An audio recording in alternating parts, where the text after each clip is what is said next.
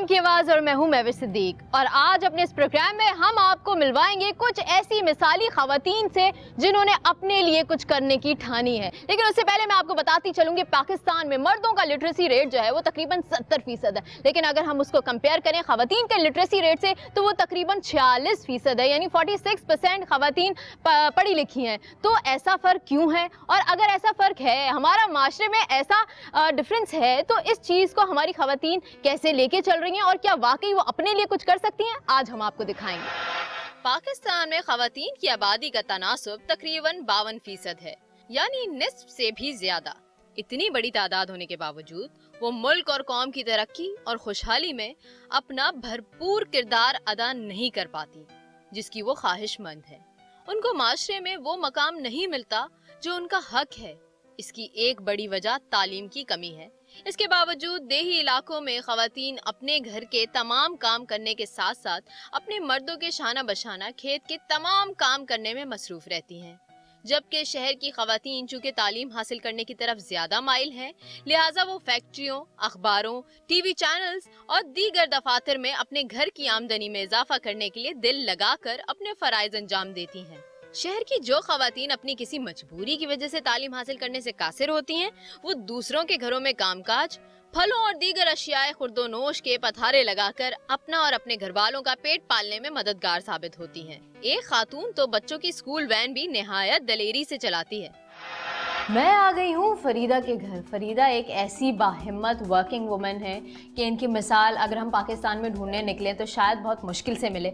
ये एक ऐसी खातून है जो बच्चों को पिक एंड ड्रॉप देती हैं, यानी वो जिम्मेदारी गाड़ी चलाने की जो मर्द हजरात यहाँ हमारे मुल्क में निभाते हैं वो एक खातून निभा रही है। पिछले कई सालों से बड़ी हिम्मत और हौसले के साथ, बड़ी जिम्मेदारी के साथ ये काम कर रही हैं। और अभी सुबह अस्सलाम वालेकुम फरीदा, कैसी हैं आप? अच्छा, मैं सुबह के 6 बज रहे हैं, बाहर बारिश हो रही है और इसलिए हम लोग यहाँ पे जल्दी आए ताकि हम देखें कि इनकी एक्टिविटीज़ क्या हैं, किस तरह से ये शुरू करती हैं अपने दिन का आगाज़, किस तरीके से ये काम कर रही हैं, बीच में रुकावटें हायल होती हैं नहीं होती, तो इस बारे में हम बात करेंगे। Thank you so much Farida. और मुझे पता है आपको देर हो रही होगी, आप बार बार कह रही थी, तो अभी सुबह क्या तैयारी करके निकलती, नाश्ता वाश्ता करके जाती हैं? निकलती हूँ बस चाय पी के निकलती है। तो कितने बच्चों का आप पिक कर लेती हैं? मुझे 3-4 स्कूल के बच्चे लेना है। सुबह कितने बजे निकलती हैं आप? 6:45 बजे। अच्छा, तो अभी तो आपको देर हो रही है, आप काम करती रहिए बस। क्या अच्छा, तो सुबह आप निकलती हैं तो गाड़ी आप लेके जाती हैं, तो फ्यूल का खर्चा वर्चा मिला के आपके महीने में कितना आपका बन जाता है? 15,000 तक मिल जाते हैं। 15,000। अच्छा, तो उसमें फ्यूल भी खर्चा करती हैं। अच्छा, आपके घर में कौन कौन रहता है? भांजी है, उनके मियाँ हैं, 2 बच्चे हैं। अच्छा, तो आपकी शादी नहीं हुई थी और आप अपनी बहन के साथ रहती हैं। तो अभी आप ये कितने अरसे से काम कर रही हैं? 2008 से। अच्छा, इतने साल आपको हो गए। आपको गाड़ी चलानी किसने सिखाई? मेरे कजन से सीखी थी, क्लासें ली थी। तो गाड़ी कैसे खरीदी? गाड़ी किसी की है, मेरी नहीं है। अच्छा, आपने रेंट पे ली हुई है? नहीं, ऐसे ही ली हुई है। पार्टनरशिप में करते हैं। पार्टनरशिप में करते हैं। अच्छा, बड़ी हिम्मत की बात है। अच्छा, किसी ने आपको कहा नहीं कि भाई ये कौन सा काम है, कोई और काम करो, कोई और काम खवातीन? मुझे काम अच्छा लगता है। अच्छा, हाँ, क्यों? आपने देखा था वैसे बच्चों को पिक एंड ड्रॉप करते हुए? अच्छा, तो आप अपने काम करते रहिए, हम आपसे बात करते रहेंगे। अच्छा, तो मुझे बताएं कि आप मुश्किलात होती हैं रास्ते में? कोई ये कहता है कि भाई खातून है, ये क्या पिक एंड ड्रॉप करेंगी? फैमिलीज बोलें कि नहीं भाई हम आपसे नहीं बहुत सारे लोग मजाक भी उड़ाते हैं, बहुत सारे लोग हंसते भी हैं, सब कुछ करते हैं। क्यों क्यों क्यों? बस होते हैं बहुत सारे लोग ऐसे। मजाक किस बात पे उड़ाते हैं वो? सुजुकी चलाने पे। कि सुजुकी क्यों चलाती हैं? अच्छा, हाँ, कार चलाते हुए तो खवातीन को देखा होगा, लेकिन सुजुकी चलाते हुए बहुत कम लोगों को देखा है ना, इसलिए कोई चलाता ही नहीं। अच्छा, तो सुबह कितने बजे आप निकल जाती हैं? 6:45 बजे। और फिर वापस कब आती हैं? रात को 10 बजे। लोगों को आपको देख के वो फील होता है कि अच्छा भाई बड़ी बाहिम्मत खातून है, मर्दों से भी बहुत सारे लोग तारीफ भी करते हैं, बहुत सारे लोग खुश भी होते हैं। खुश होते हैं। और खानदान वालों का क्या रिएक्शन होता है इसमें? खानदान वाले कुछ भी नहीं कहते। अच्छा, कुछ खवातीन ऐसी होती है ना, कहती हैं हम तो औरत हैं, औरत का काम थोड़ी होता है बाहर का, तो उस हवाले से आप क्या कहेंगी? क्या ये सही थिंकिंग है? अच्छा, सबको करना चाहिए। करना चाहिए ना, यानी कुछ औरतें ये कहती हैं बाहर निकल के काम नहीं करना चाहिए, हम करना चाहिए। करना चाहिए। अच्छा, हाथ बटाना चाहिए, जिस तरह से आप अभी करना चाहिए जरूर। अच्छा, तो माशरे में कहती हैं कि औरत का बाहर निकलना बहुत ज्यादा मुश्किल होता है, कोई लोगों की गंदी नजरें होती हैं, फलाने बहाने ढमकाने बहाने। बात सारी है कि सब अगर हम अच्छे हैं तो सब अच्छे हैं, कोई आपको तंग नहीं, कोई भी नहीं। कभी ऐसा हुआ है कि किसी ने आपसे ये सोचा हो कि भाई ये तो खातून है, तो खातून समझ के जो है वो आपके आए बैठ जाए, फिर थोड़ी देर? कितना टाइम है आपके पास? बस थोड़ा सा टाइम। अच्छा, कभी आपसे बोला है किसी ने कि भाई ये तो खातून है, बदतमीजी कर लो, कुछ भी कह के चले जाओ, कभी गाड़ी ठुक जाए, कुछ हो जाए और वो ऐसे ही निकल जाए? करते हैं बदतमीजी।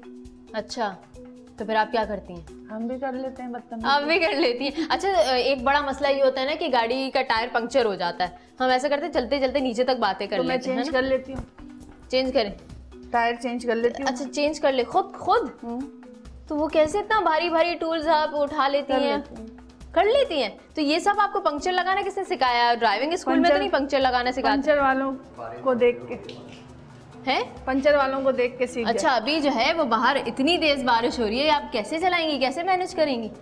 चला लूंगी, मेरा काम है। वैसे आपने कभी बारिश में इस तरह बच्चों को पिक एंड ड्रॉप दिया या छुट्टी करा लेते हैं? नहीं भाई, नहीं। अच्छा, बारिश किया है? अच्छा, बारिश में तो गाड़ी जो है वो बंद हो जाती है, कुछ होती है, तो ऐसा कभी हो जाता है। लेकिन बच्चों के पेपर हो रहे हैं तो जाएंगे, तो लाजमी जाना है। अच्छा, कभी पेपर शुरू है उनके। अच्छा, कभी आप फोन करके ये नहीं कह सकती कि नहीं भाई आज छुट्टी करो, मेरी हिम्मत नहीं हो रही? आम दिनों में तो कर, जैसे कभी ऐसा होता है तो कर लेते हैं, लेकिन इस दौरान नहीं कर सकते कि पेपर हो रहे हैं बच्चों के। अच्छा, ठीक है।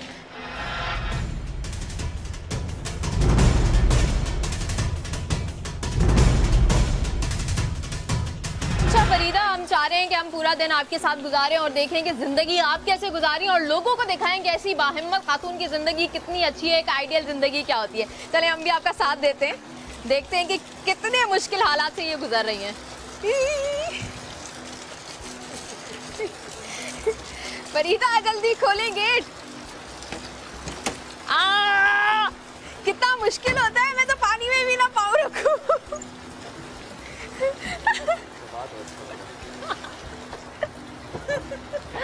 पूरा गंदा हो गई मैं तो, है इतनी सी देर में। हम जा रहे हैं फरीदा के साथ और देखते हैं कि कितनी देर में ये बच्चों को पिक करती हैं और क्या क्या एक्टिविटीज हैं इनकी, किस तरीके से। उफ, इतनी बिजली चमक रही है तो बहुत डर लग रहा है मुझे तो। इन हालात में बाहर निकलना ही बहुत मुश्किल होता है, लेकिन वो देखें कि अपनी जॉब बड़ी जिम्मेदारी के साथ निभा रही है और जिम्मेदारी के साथ बच्चों को लेंगी और अपनी मंजिल तक पहुंचाएंगी।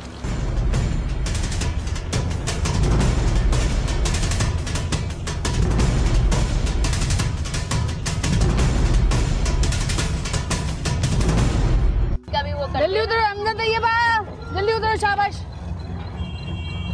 अरे वाह, कुछ बच्चों का स्कूल आ गया। अच्छा अच्छा अच्छा अच्छा, कुछ बच्चों का जल्दी करो, शाबाश, जल्दी करो। अच्छा फरीदा, जिस तरह से अभी आपको टेंशन हो रही थी अपने बच्चों की कि इनका एग्जाम है। हाँ ना, मेरे बच्चों का पेपर है। जिंदगी में ऐसे क्या हालात हुए कि आपको जरूरत पेश आई कि नहीं मुझे कोई काम करना है और मुझे यही काम करना है? दरअसल हमारे घर में कोई है नहीं, मर्द नहीं है हमारे घर में। ना अम्मी है, ना अब्बा है, ना कोई भी नहीं है। हम सिर्फ 3 बहनें, 2 बहनें मेरी शादी वाली हैं। अच्छा, तो वो शादियाँ वादियाँ भी आपने खुद करवाई हैं? वो अम्मी अब्बा नहीं करवाई थी जब जिंदा थे। अच्छा फरीदा, जैसे आप बोल रही हैं मेरे बच्चों के पेपर्स हैं, मुझे इतना अच्छा लगा कि मेरे बच्चों के पेपर से ऐसे बोलिए जैसे माएँ परेशान होती है ना मेरे बच्चों के पेपर से, जल्दी करो जल्दी करो। अच्छा, तो आपके घर में आपने बताया आपके पेरेंट्स ने आपकी जो है आपकी बहनों की शादियां कर दी और कोई भाई भी नहीं है आपका, और वालिद ही थे जो थे काम करने वाले, उसके अलावा और कोई नहीं है। तो मुझे बताएं, तो फिर कैसे जिम्मेदारियां आपने निभाई हैं? आप अकेली रहती हैं अभी भी घर में? बड़ी बहन के साथ। बड़ी बहन के साथ रहती हैं आप। अच्छा, तो आपने ये नहीं सोचा कि मुझे क्या ज़रूरत है काम करने की, बहन के साथ ही रह रही हूँ, रहती रहूँगी? क्या सोच जहन में आई थी? मुझे अपना बहुत काम करना चाहिए, किसी पे बोझ क्यों बनूं।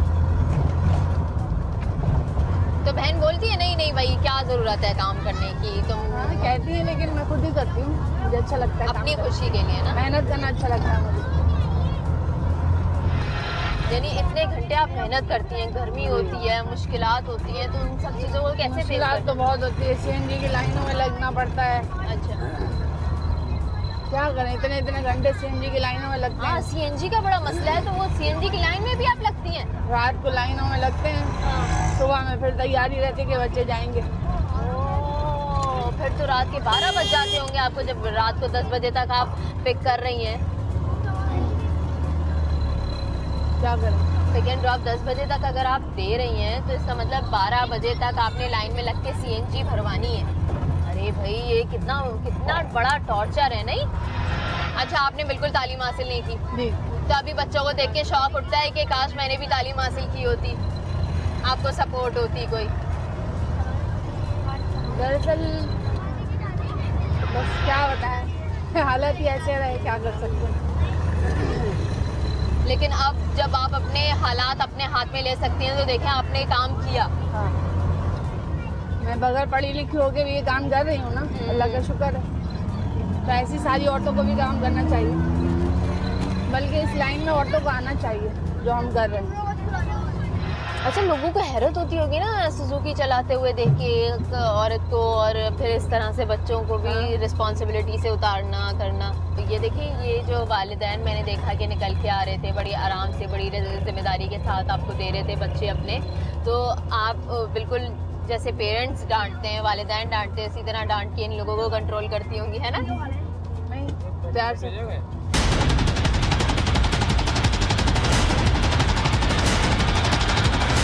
अच्छा, जो वालिदैन होते हैं वो आप पे ट्रस्ट करते हैं कि अच्छा एक खातून हमारे बच्चे को पिक एंड ड्रॉप दे रही है ना? काफी पुराने बच्चे हैं, जब से मैंने गाड़ी चलाना शुरू किया जब से यही बच्चे हैं। ये हमारी बहुत प्यारी बीजान है। इन्होंने पिछले दिनों कर दी थी गड़बड़, इनकी हुई तबीयत खराब, इन्होंने पढ़ा कलमा। यहाँ तो मच गया हंगामा शेल्टर होम में, मुझे फौरन फोन आ गया कि हम घबरा रहे हैं, बीजान ने कलमा क्यों पढ़ा। मैं भागी भागी।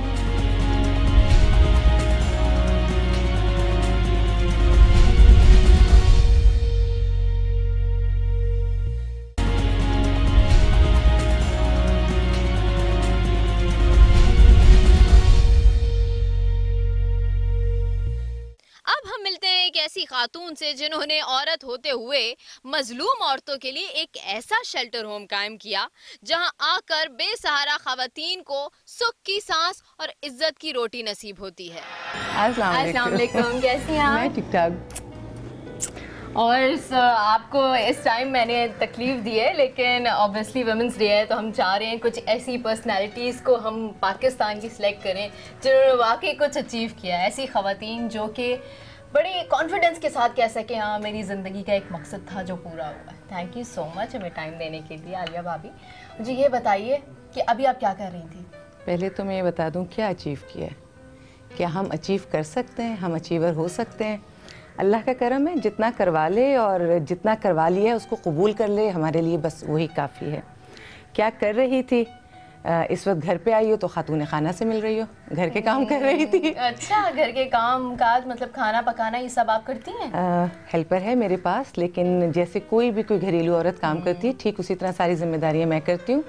हम सबको मिलके औरत को मजबूत बनाना है तो वो इमेज भी हमें सामने शो करनी पड़ेगी ना। मैं जहाँ से तस्वीर को देखती हूँ मुझे तो पाकिस्तानी औरत दुनिया में सबसे ज़्यादा मजबूत नज़र आती है। मुझे तो लगता है बाहर की औरतें कमज़ोर हैं, हम ज़्यादा मजबूत हैं। जो चौमुखी जंग पाकिस्तानी औरत इस वक्त लड़ रही है, मुझे नहीं लगता कि दुनिया की कोई औरत ये जंग लड़ रही होगी। हमारे यहाँ रूरल एरियाज़ में लोग कहते हैं कि जी औरत यूँ कमज़ोर, वो औरत इस वक्त खेतों में भी काम कर रही होती है, वो अपने बच्चे भी पाल रही होती है और वो अपने शौहर के नखरे भी उठा रही होती है। उससे ज़्यादा मजबूत औरत इस दुनिया में कहीं नहीं हो सकती। और ये औरत इतना सब कुछ सह रही है, और ये सब करने के बाद वो ये भी सुनती है कि तुमने सारा दिन किया क्या है। अच्छा, तो ये जुमला, ये ताना आपने भी सुना होगा जिंदगी में कभी ना कभी? मैं तो देखो कुछ खुशनसीब औरतों में से हूँ। मैं तो आज जो नज़र आ रही हूँ, जो अच्छा काम नज़र आ रहा है, मेरी तो दुनिया और मेरी आखिरत मेरे शौहर ने संवारी है। लेकिन दुआ ही दे सकती हूँ कि अल्लाह ताला ऐसे शौहर सबको ही नवाजे, लेकिन हर एक इतना खुशनसीब नहीं हुआ करता। और सारिम साहब का तो आलम ये है, घर में हाँ उनकी मुझे सपोर्ट नहीं होती, मतलब ऐसा कुछ भी नहीं है। घर के किसी काम में सारिम साहब का कोई ऐसा, घर की कैप्टन तो आप हैं। कैप्टन मैं हूँ, इवन बच्चों की भी मैं हूँ। माशाल्लाह, मैं आपको एक छोटी सी बात बताऊँ, अगर अपने हवाले से मैं बात करूँ, सारिम साहब को खुली आज़ादी है, वो काम के हवाले से जहाँ जी चाहे वो जा सकते हैं, मुल्क के अंदर मुल्क के बाहर सब। और उन्हें मालूम है जब वो यहाँ से चले जाते हैं, पहले मैं उनका घर संभाल रही थी, अब मैं उनकी वो जिम्मेदारियाँ भी शेयर करती हूँ। लेकिन मुझे अगर घर से बाहर कहीं जाना है, इवन मुझे अगर उम्रे पर भी जाना है, तो मुझे घर का सेटअप करना है, मुझे शेल्टर का सेटअप करना है, मुझे बहुत सारी चीज़ों को देख के निकलना है। तो उस हवाले से मैं समझती हूँ कि मैं भी कई जगहों पर अपना रोल प्ले कर रही हूँ। लेकिन ये जो एक महरम होता है, ये जो एक शौहर होता है, ये जो सारिम साहब मेरी बैक पे खड़े हैं, ये हैं मेरी बैक पे तो मैं हूँ, ये हैं तो मैं बहुत कुछ कर लेती हूँ, ये हैं तो मैं कामयाब हो पाती हूँ। अल्लाह ना करे अगर लम्हे भर को ये ज़रा सा इधर उधर हो जाए मेरी बैक, तो मैं कुछ भी नहीं, मेरी हस्ती कुछ भी नहीं है। इंसान पता है कितना मजबूर और कितना बेबस है। पैदा होता है तो उसको कोई दूसरा चाहिए होता है जो इस दुनिया में उसको लेकर आए। जब वो मर जाता है तो उसको 4 कंधे चाहिए होते हैं जो उसको इस दुनिया से ले जाके इज्जत के साथ उसकी तदफीन कर दें। क्या है हमारा, क्या चीज़ है हमारे पास, किस बात पे गुमान करें? ना पैदा खुद हो सकते हैं, ना मर के इख्तिताम अपना खुद कर सकते हैं। हम अपने लिए नहीं पैदा हुए, कोई इंसान अपने लिए नहीं पैदा होता, हर इंसान दूसरे के लिए पैदा होता है। ठीक है आलिया भाभी, अब हम चलेंगे आपके वर्क प्लेस पे कि वहाँ आप क्या काम करती हैं, किस तरीके से आपका रिलेशनशिप दूसरों के साथ है और किस तरीके से, क्या ये तो नहीं है कि इम्पोर्टेंस घर वालों को ज़्यादा दी हुई है, उधर नहीं दी हुई, तो वो हम देखेंगे। ठीक है, ठीक है, चलते हैं, बिल्कुल चलते हैं।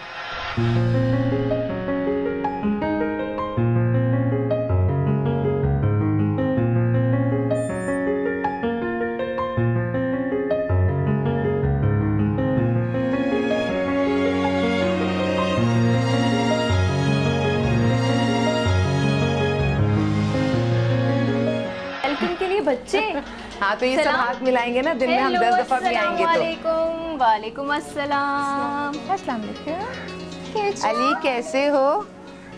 अली भाई, ये 2 भाई हमारे पास रहते हैं अपनी अम्मा के साथ। आ जाओ, दुआ अच्छी लग रही हो। अस्सलाम वालेकुम, स्मार्ट लग रही हो दुआ। वालेकुम अस्सलाम। ठीक है, आज अम्मा ने कितना सारा काजल लगाया है।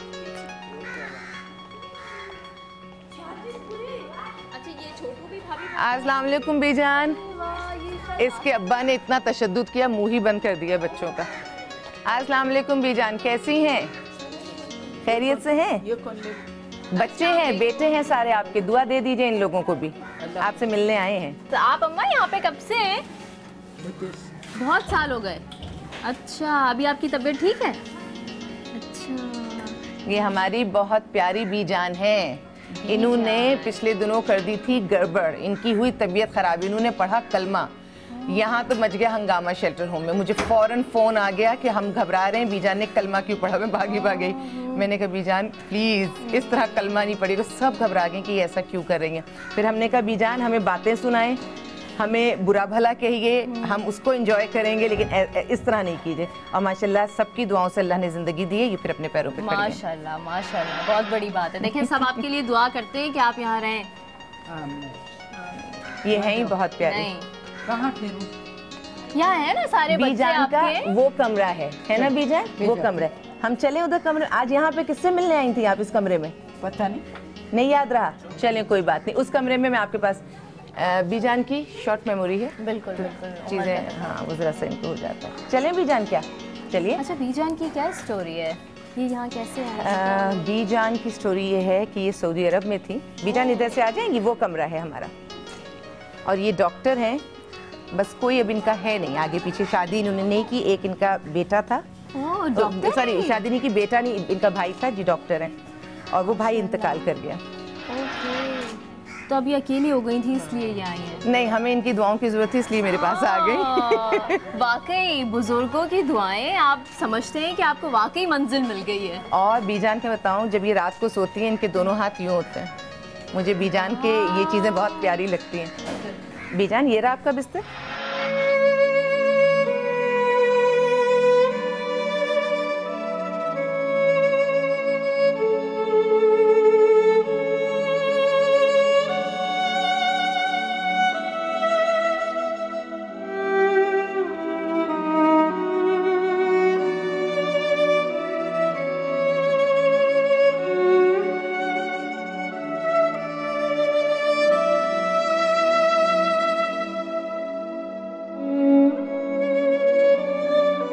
मैंने जिंदा रहने का हौसला इनसे सीखा है। बीजान कितनी भी तकलीफ में हो, सिवाय इनके मुंह से इस अल्फाज के कि अल्लाह का शुक्र है मैंने आज तक दूसरा लफ्ज़ नहीं सुना। मैंने बीजान के मुंह से कभी अल्लाह से कोई शिकायत नहीं सुनी। मैंने बीजान को कभी किसी को बद्दुआ देते नहीं सुना। ये है ज़िंदगी। इतनी ज़िंदगी गुजारने के बाद, इतनी बेहतरीन ज़िंदगी गुजारने के बाद, और मैं बताऊं क्या प्यारी ज़िंदगी गुजार कर आई हैं कि जब ये मेरे पास आई तो आपको पता है वहाँ सऊदी अरब की लाइफ कैसी होती है, और इन्होंने बेहतरीन, तो जब मैंने इनसे खाने का पूछा तो यकीन करो सारे बेहतरीन फलों के नाम लेके कहती हैं बस ये ले आओ। और मैं बताऊं लाते हैं हम यहाँ पे शेल्टर होम में देते हैं, बीजान को क्या सबको बांटते हैं, लेकिन हमारा एक बजट है, उस बजट के अंदर रहते हुए हमें सारी चीज़ें चलानी होती हैं। फिर जब एक घर में फ्रूट आने में इतने मसले मसाइल हो जाएं तो जहाँ 100-150 बंदा मौजूद हो उसके लिए जब हम रोटी के लिए हम तको-दो कर रहे हों, फिर इन लग्जरीज़ की तरफ, तो जब मैं दे पाती हूँ तो मैं बहुत ज़्यादा खुश हो जाती हूँ। कौन सा फल सबसे अच्छा लगता है? कौन सा फल लगता अच्छा कौन सा लगता है खाने को? बीजान अभी जब हम गए थे तो हमने क्या क्या खरीदा था ठेले से, आपको क्या क्या चाहिए था बताएं? फ्रूट वाले के पास से क्या क्या लिया था? क्या खाती हैं शौक से फ्रूट में? क्या चीज़ है? हाँ, फ्रूट में क्या खाती हैं शौक से? क्या होते हैं? क्या क्या फल होते हैं? हाँ आप बताएं, आप क्या खाती हैं? आम खाती? एप्पल होता है, आम, आम की दीवानी है। अच्छा। उस दिन मेरे साथ ये बाहर गई हैं जो मैंने घुमा कर लाई हूँ, तो मुझे कह रही हैं जैसे फ्रूट वाले साइड देखे, आलिया आम ले लो, ऐसा करो सारे आम तुम खरीद लो, पूरा ठेला ले लो, पूरी दुकान ले लो। तो आपने सारे आम खा लिए थे? नहीं, खाते कैसे? खा दिए थे, हाँ, थोड़ा सा खा नहीं लिया। तो अब इस मौसम में आम मिले भी तो नहीं ना, आम कहाँ थे उसमें। लेकिन अच्छा फिर उसके बाद दूसरी ख्वाहिश क्या की, अब मैं उसमें थी कि इस एज में इनके लिए सेब केला ये बेहतर है, और इन्होंने सबसे ज्यादा ख्वाहिश जाहिर की वो क्या कहते हैं बेर, जो बड़े वाले बेर नहीं होते। हाँ, आलिया बोलो, अच्छा गला इनका खराब होता, पेट भी नाजुक है। अब मैं इस चक्कर में आना खानी कर रही हूँ, बीजान ये ले लें ये ले लें, सब ले लिया। जब गाड़ी बैठी कह रही है बेर लाइयो तो फिर मैंने इनके लिए बेर खरीदे और हिदायत की कि इस पे आप पानी नहीं पिएंगी, ये नहीं करेंगी, और फिर मैंने इन्हें बेर लेके दिए। अच्छा, बेर भी पसंद है आपको? बेर बहुत पसंद। अरे वाह, कराची की वैसे सौगात है ना, आम भी और बेर भी। आम बेर, आम और बेर, अरे वाह भाई। अभी सीजन आने वाला है आमों का, तो आप आम खाइएगा फिर से, सही है? अरे वाह। अच्छा एक और बड़ी प्यारी बात है बीजान की, बीजान को मैं कोई चीज़ ला के दूँ, जैसे मैंने कहा ना मुझे बहुत उससे करके चलना पड़ता है, तो अब जाहिर है बीजान है, इनको मैं ला के स्पेशली दे दूँगी, क्या करेंगी सारी चीज़ें बांट देंगी। क्यों? मत दिया करें किसी को अपनी नहीं, वो चीजें। बच्चे आएंगे, जितने बच्चे आएंगे ये सब कुछ बच्चों को बांट देंगे, और फिर मैं पूछूंगी बीजान ने खाया, पता चला बीजान ने तो सब बांट दिया था। फिर भी- बच्चे लेकिन खुश हो जाते होंगे ना। बच्चे मुझे पसंद ना। अच्छा, मुझे भी बच्चे बहुत अच्छे लगते हैं। अच्छा है ना, बातें करते होंगे आपसे। प्यारे बच्चे हैं। सब लोग बीजान जैसे हो जाएं तो कितना अच्छा हो ना, जो अपनी ख्वाहिश का भी ना सोचें, अपने खाने का भी ना सोचें, जिन्हें मुश्किल से भी कोई चीज़ मिले तो वो चाहें कि सबको बांट दो। जिनकी खुशी दूसरों की खुशी में होती है ना, तो वो बंदे बहुत अच्छे होते हैं, बहुत रिलैक्स होते हैं, कंटेंट होते हैं, अंदर से उनका सेटिस्फाइड बहुत होता है। मैं आपको कह तो रही हूँ कि लेकिन इनका सब्र देखो, ये उस बेहतरीन ज़िंदगी से निकलकर जब ये इस ज़िंदगी में आई हैं बीजान, इन्होंने कोई शिकायत नहीं की। एक अच्छा, इन्होंने एडजस्ट कर लिया था ऐसा वैसा, ऐसा आप तस्वुर करो, सऊदी अरब में एसी बंद नहीं होता, ठीक है? यहाँ पे आपको पता है लाइट अभी भी नहीं है। लाइट इस वक्त भी नहीं है। बीजान ने शिकायत नहीं की कभी। ये जिस बेहतरीन बिस्तर से, जिस बेहतरीन, जो खातून आने के बाद जब मैं उनसे बात कर रही हूँ कि आप क्या खाएंगी, तो उन्होंने रोटी का चावल का नाम नहीं लिया, उन्होंने खजूर और जमजम से कहानी शुरू की ही, और आम और केले और उस पर ख़त्म की। आप सोचिए उन्होंने कितनी बेहतरीन ज़िंदगी गुजारी होगी, लग्जरीज देखी, बहुत लग्जरीज, दुनिया घूमी, बहुत लग्जरीज, और फिर आखिर में अल्लाह ने जहाँ इनको जिस हाल में रखा ये उसमें खुश हैं। अच्छा, इनका ताल्लुक यहीं से था, पाकिस्तान से ही था? हैं, पाकिस्तानी हैं। अच्छा, दूसरे फैमिली मेंबर्स कोई है इनके? नहीं, कोई भी इनका नहीं है, सिर्फ इनका एक भाई था जो इनके साथ वहाँ सऊदी अरब गया था, और वो भी ठीक नहीं था, कुछ उसको जहनी प्रॉब्लम थी, क्या सिलसिला था, तो बस वो भी ख़त्म हो गया। उसके बाद फिर वहाँ महरम नहीं था, फिर वहाँ से ये यहाँ पे आ गई। अच्छा, ये है टोटल ज़िंदगी की कहानी। लेकिन बीजान खुश है, मस्त है, अल्लाह का शुक्र कर। और इनकी दुआएं देने से मुझे कोई खुशी मिलती है, मुझे कोई अच्छा लगता है, दिल से देती होंगी ना दुआएं? बहुत बहुत। हमारे पास जो भी शेल्टर होम में आते हैं ना, मैं खास इनके पास लेके आती हूँ कि भाई जिसको दुआएं चाहिए, अल्लाह इनको ज़िंदगी सेहत दे, जब तक इनकी हमारे सरों पर है, इनसे दुआएं ले लो। और मैंने कहा ना ये रात को इनके स्टाइल ये होते हैं, दोनों हाथ इनके यूँ होते हैं ऐसे बिस्तर के साइड पे करके। तो मैं ये सो रही होती है, मैं गुजरती हूँ तो बाकायदा लड़कियों को बुलाती हूँ। मैं कहती अच्छा एक ही हर वक्त ये तस्बीह करती रहती है, हर वक्त इनकी उंगलियाँ तस्बीह करती हैं। तो बच्चियों को मैं कहती हूँ देखो जब इतना आप अपने रब को याद करोगे, कैसे मुमकिन है कि रब अपने बंदे को भूलेगा? कभी नहीं भूल सकता। अल्लाह ताला से दुआ भी होती है कि रोगी ना तो अल्लाह तेरे सामने रो, किसी और के सामने अपनी यहाँ सब दुखी। अगर आप यकीन करें जरा भी आंखों में आंसू आते नहीं, औरतें रोने लग जाती। हुकूमत से क्या चाहे, अब उसको क्या बता, हम हुकूमत को जानते ही नहीं, उस तक हम लोग की पहुँच ही नहीं, तो क्या हम उसको बतावे।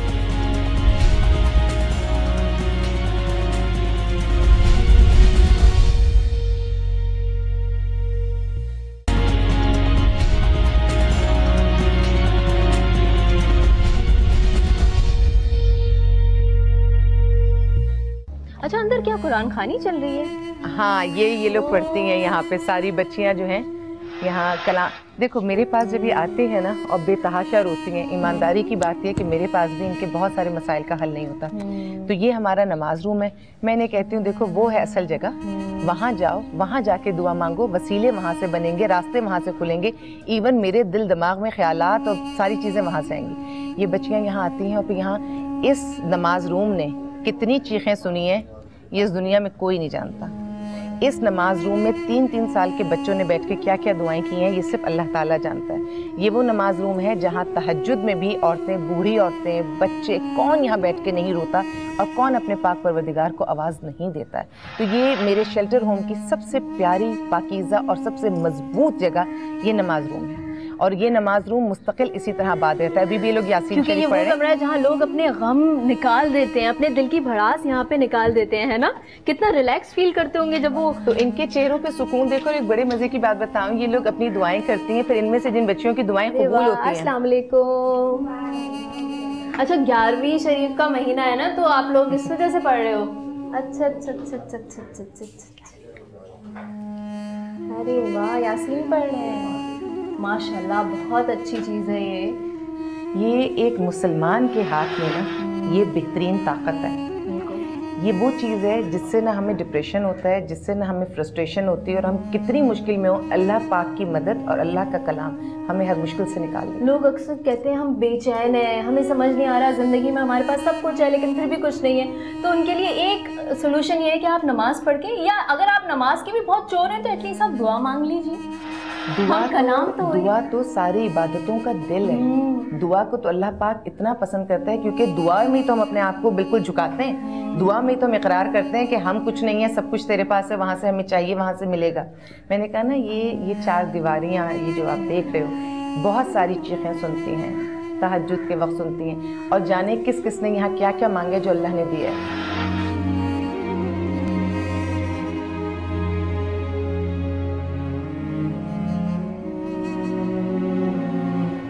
शेल्टर होम में कोई बाहर बैठा है, कोई अंदर बैठा है, ये बेशक आपस में इनकी लड़ाई भी होती है, कभी कभी बहुत शदीद लड़ाई, लेकिन इनमें मोहब्बतें भी उतरी हैं। ये गजाला यहाँ पे इसको लुक आफ्टर करने वाली ये सालों से मेरे पास है। 5 साल। गजाला की क्या स्टोरी थी? गजाला के साथ क्या हुआ था? गजाला की तो बहुत ही दुख भरी कहानी है। ये ऐसी नहीं थी जैसी नजर आ रही है, भागती दौड़ती, और गजाला के अंदर एक इतनी चुलबुली लड़की मौजूद है कि उसको देख के कभी मैं खुश होती हूँ, कभी मैं बहुत गमज़दा हो जाती हूँ, क्योंकि बाय नेचर गजाला ऐसी नहीं है कि इसको बिस्तर पे बैठा होना चाहिए। ये full of energy and full of life है गजाला, और जब वो चीज़ें उसको उस तरह से नज़र नहीं आती हैं तो इसको ज़ाहिर परेशानी होती है। क्यों गजाला क्या हुआ था?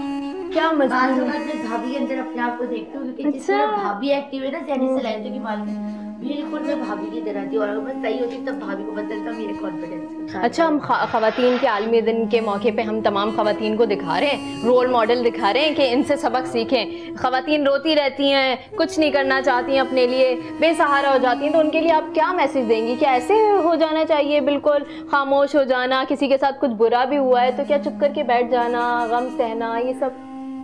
मैं खासतौर पे अपनी बात करती हूँ कि मैं हूँ ना, जिस तरह मैं कहती हूँ खूब रंग बिरंगी कपड़े पहनो, बनो, सवरो, सजो, और जाहिर ही ना होने दो कि हमारे अंदर गम डूब भरा हुआ है। बिल्कुल अच्छी बात। ये तो मेरा तरीका है कार है, जब गम हो ना तो आप अच्छा सा मेकअप कर लो, लिपस्टिक डार्क कलर की लगा लो, लोग कहेंगे अरे वाह भाई बड़ी खुश हो तुम, जबकि नहीं पता के अंदर क्या चल रहा है। लेकिन गजाला के और आपने अभी अंदाजा भी लगा लिया होगा, ये शायद वाह वाह वाह, ये मेरे शायद कल से पहले भी, और अगर बात होगा देखने वाले ये समझते हैं कि शायद मैं दिखावा करती हूँ, मैं हूँ ही, मेरा नेचर लाइफ ही यही है। कलरफुल है आप, मैं लाइवली बिल्कुल हैं। मैं और अल्लाह ताला से दुआ भी होती है कि रहूंगी ना तो अल्लाह तेरे सामने रहूं, यानी किसी यहाँ और सारे के सामने दुखी हैं। अपनी, यहाँ सब दुखी हैं। अगर आप यकीन करें जरा भी आंखों में आंसू आते नहीं, औरतें रोने लग जाती हैं। मेरे लिए तो आप ये दुआ करें कि बस मैं किस तरह अपने टांगों पर चलने लगूं। इंशाअल्लाह ताला हम सबकी ये दुआ होगी, पूरे पाकिस्तान की ये दुआ होगी कि अल्लाह ताला आपको जल्द से जल्द अपने पैरों पे खड़ा करे, आपको ताकत दे, हिम्मत दे, आप जिंदगी में कुछ करके दिखाएं लोगों को। माशाल्लाह आप कर रही हैं, अभी इतनी बात कर रही हैं, यही बहुत बड़ी चीज़ है। मैसेज देना किसी ये को, तो बस मुफ्त मशवरा देना,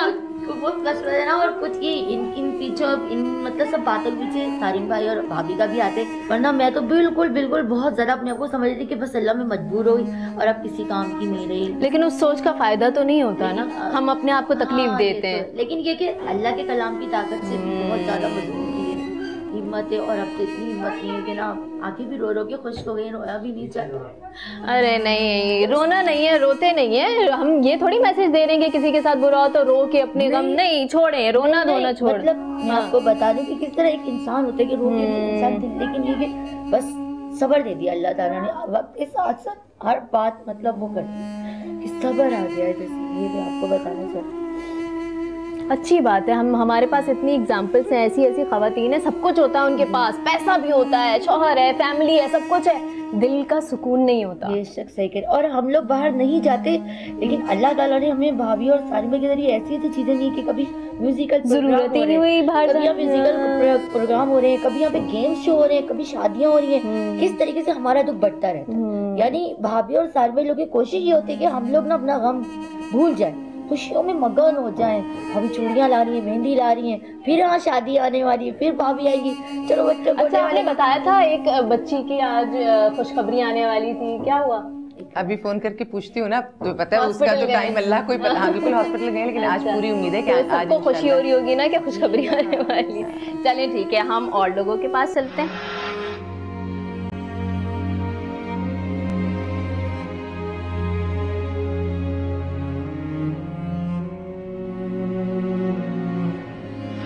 लॉयर्स भी यहाँ पे हैं। अस्सलाम वालेकुम, कैसे हैं आप लोग? अल्हम्दुलिल्लाह ठीक ठाक है।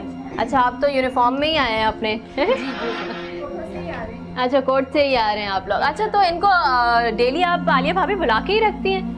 नहीं, इनकी यहाँ इतनी ज़्यादा ज़रूरत नहीं होती है। और हाँ, ऑफिस में सारिम बनी ट्रस्ट में ये शेल्टर होम है, यहाँ ज़रूरत कम होती है। और वहाँ ये लोग आते हैं, जो केसेस आते हैं उनको हैंडल करते हैं, डील करते हैं। अच्छा, वो जो कल रात को केस आया शायद उसकी वजह से आपने इन्हें बुलाया, एडवाइस बुला लेते हैं, तो पता चल जाएगा कि किस तरह से केसेस यहाँ पर हैंडल हो रहे हैं। ठीक है ठीक है। कुछ खवातीन ऐसी होती हैं डरी हुई हों, कुछ बताने से पहले डर का इतना शिकार है, कुछ बता ही नहीं पा रही हो, तो ऐसे नहीं ऐसी तो अभी तक नहीं है, अभी तक तो नहीं हुआ ऐसा। लेकिन ये अच्छी खासी बोल्ड होती हैं और अपने सारे फैक्ट्स बताती हैं, जो उनके साथ हालात गुजर रहे होते हैं वो पूरा लिख के भी लाती हैं। और फिर उसके बावजूद हमें बहुत ज़्यादा डिटेल में वो लोग सारे फैक्ट्स देती हैं। अरे मम्मा को बैठने दो प्लीज, आप इधर आ जाओ, इधर वेरी गुड, इधर आ जाओ। ये बेटी है तुम्हारी और दोनों ही बेटे लग रहे हैं। अच्छा, आपका नाम क्या है? ज़हरा हुसैन। अच्छा, तो जैसे आप पूछती हैं आप पूछिए। आयशा, आप ये दो बच्चे आपके हैं? जी। तो आप क्यों आई हो? शौहर ने तलाक दे दी थी और जो विरासत में ज़मीन आई थी उस पर कब्ज़ा कर लिया था, बच्चों को खर्चा वगैरह नहीं दे रहा था और ज़बरदस्ती हलाला करना चाहता था। नहीं मतलब जब हलाला क्यों करवा रहा है? अगर तलाक दे दी तो हलाले की क्या ज़रूरत है? मतलब कहता है अब मैं खुद ही रखूँगा, सब लोग कहते हैं बच्चे छोटे हैं, तुमने तलाक दे दी। यानी तलाक दे दी, फिर उसको लगा मैंने गलत काम कर लिया, अब उसको लगता है फिर तुम हलाला करो, फिर दोबारा उसी के निकाह में चली जाओ। जी। फिर तुमने हलाला किया? जी, उसके छोटे भाई के साथ सिर्फ निकाह हुआ था। किसके? अपने देवर के साथ? जी।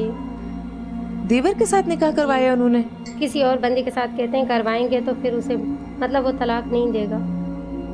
तो अब वो क्या चाहता है तुमसे? मतलब शादी करना चाहता है दोबारा। अच्छा, आप लोग क्या एडवाइस करेंगे इस तरह के केस में? देखें, हलाला जो है फॉर्मेलिटी के लिए हुआ, एक औरत जो है वो कमज़ोर हो गई, बच्चों की खातिर ब्लैकमेल हो रही है, तो ऐसे में औरत को क्या स्टैंड लेना चाहिए? देखिए, इसमें जो है ना मज़हब का पास रखना चाहिए। ये मज़हब ये अल्लाह ताला से धोखाधड़ी है, और ये नाजायज़ औलाद इस तरह फिर आगे पैदा करेंगे तो ये तो इनके खुद के लिए भी आखिरत ख़राब है। हलाल हराम का कॉन्सेप्ट ही वो छोड़ देंगे ना, बिल्कुल ख़त्म कर रहे हैं।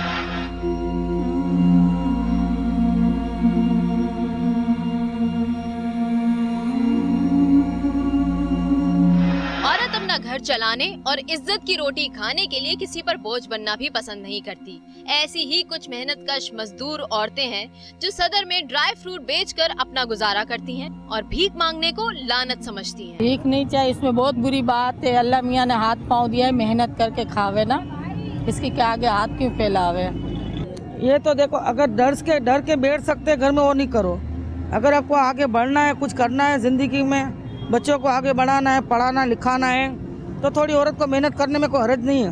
यहाँ फुटपाथ पर बैठी खवातीन जो अपनी मेहनत से रिज़्क़ हलाल तो कमा रही हैं, मगर थोड़ी सी सरकार की तवज्जो भी चाहती हैं, जो आंखें बंद करके ऐवानों और दरबारों में गहरी नींद सो रही है। हुकूमत से क्या चाहे, अब उसको क्या बताएं, हम हुकूमत को जानते ही नहीं, उस तक हम लोग की पहुँच ही नहीं, तो क्या हम उसको बतावे। हम तो ये बोलते, सब माँ बहनों के लिए बोलते, दुआ करके भी बोलते, उनको शुक्रिया करके भी बोलते कि हम जैसे गरीब के लिए कोई ऐसा स्टूल वगैरह लगा दे तो बहुत मेहरबानी होंगी हम लोग के। हमारे बच्चे छोटे छोटे हैं, वो एक जगह अपनी पक्की जगह बन जाएंगी, बैठ के रोटी तो खाएंगे। इंसान की ज़िंदगी में कभी कभी ऐसे मोड़ आते हैं, ऐसे हालात पैदा हो जाते हैं जो इंसान को बहुत ज़्यादा कमज़ोर कर देते हैं, और हालात का शिकार हमें पाकिस्तानी ख़वातीन बहुत ज़्यादा नज़र आती हैं। लेकिन मैं कहूँगी कि वो ख़वातीन बहुत मजबूत हैं, क्योंकि वो लड़ रही हैं, एक जंग लड़ रही हैं अपने हुकूक के लिए, अपने सर्वाइवल की जंग, और हालात से मुकाबला करके हमारे पास ऐसी एग्जाम्पल जो हैं पाकिस्तानी ख़वातीन की सामने आई हैं। और आज अपने प्रोग्राम में भी हमने ऐसी ख़वातीन को फोकस किया जिन्होंने न सिर्फ अपने लिए बल्कि अपने साथ साथ अपने माहौल, अपने पाकिस्तान, अपने मुल्क के लिए, दूसरे लोगों के लिए सोचा और उनके लिए काम करने की ठानी। और न सिर्फ अपने बारे में सोचा बल्कि उन खवातीन के बारे में जो कि खुद को कमजोर समझती हैं, उनको सहारा दिया, उनका सहारा बनी। एक औरत होने के नाते हमें भी चाहिए, तमाम खवातीन के लिए मैसेज है कि वो कभी भी हिम्मत ना हारें, ऐसी खवातीन से सबक लें और सिर्फ रोने धोने से खुद को कमज़ोर महसूस करने के बजाय खुद को स्ट्रॉन्ग फील करें। कुछ न भी कर सकती हों लेकिन इरादे मजबूत रखिए, क्योंकि अगर कोई शख्स आपको गिराना चाहता है या कोई आपको कमज़ोर समझ रहा है तो आप जब तक अपने आप को मजबूत नहीं समझेंगी जब तक दूसरा नहीं समझ सकेगा। तो आज मैसेज देना यही था खवातीन को कि आप माशरे में अपना रोल प्ले कीजिए, ज़िंदगी का एक मकसद रखिए कि आपको कुछ ना कुछ करना है। जिस तरह से हमने आपको दिखाया कि सोशल वर्क आप कर सकते हैं, हमारी तमाम फोर्सेस में खवातीन मौजूद हैं, पुलिस डिपार्टमेंट में, ट्रैफिक पुलिस तक आजकल हमारी खवातीन, और ऐसे ऐसे जुर्रत और बहादुरी के काम खवातीन कर रही हैं जो आज से पहले तसव्वुर नहीं किया जा सकता था कि मर्दों के अलावा कोई और कर सकता है। तो जब तमाम चीज़ें खवातीन कर सकती हैं तो फिर उन खवातीन को क्या है, क्या ऐसी मजबूरियां होती हैं जो उनको मजबूर कर देती है रोने धोने पर, कमज़ोरी महसूस करने पर।